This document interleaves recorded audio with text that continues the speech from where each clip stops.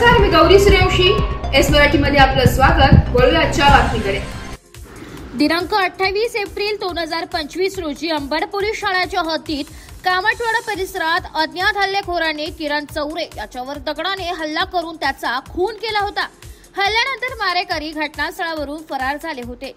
गुन्हे शाखा युनिट क्रमांक 2 कडील पोलीस हवालदार विशाल काठे व पोलीस हवालदार प्रशांत मरकड यांना मिळालेल्या गोपनीय माहितीवरून वरिष्ठांच्या मार्गदर्शनाखाली पथकाने गंगापूर रोड आसाराम बापू पुलाजवळ सापळा रचून संशयित नामे मोहन ज्ञानेश्वर वायवळे वर्ष 18 राहणार कामगार नगर तिरंगा चौक सातपूर नाशिक, राहुल राजू गडदे वर्ष 20 राहणार आनंदवल्ली रिक्षा स्टँड जवळ नाशिक, साहिल पिंटू जाधव वर्ष 21 राहणार आनंदवल्ली माळीवाडा गंगापूर रोड नाशिक व इतर 2 विधी संघर्षित बालक असे एकूण 5 आरोपींना ताब्यात घेऊन त्यांच्याकडे गुन्ह्याच्या अनुषंगाने विचारपूस केली असता त्यांनी सदरचा गुन्हा सराईत गुन्हेगार हर्षद पाटणकर याच्या सांगण्यावरून केल्याची कबुली दिली आहे.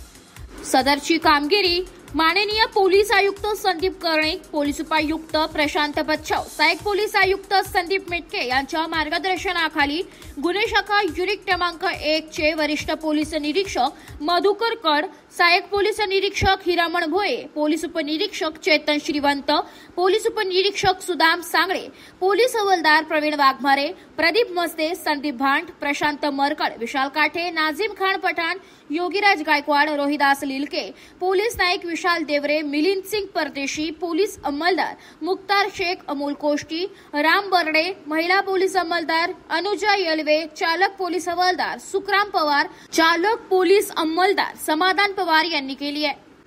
Bureau report, S Marathi news, Nashik. अशाच नवीन ताज्या घडामोडी जाणून घेण्यासाठी आमच्या एस मराठी न्यूज चॅनलला लाईक करा, शेअर करा, सबस्क्राईब करा आणि बेल आयकॉनला क्लिक करायला विसरू नका.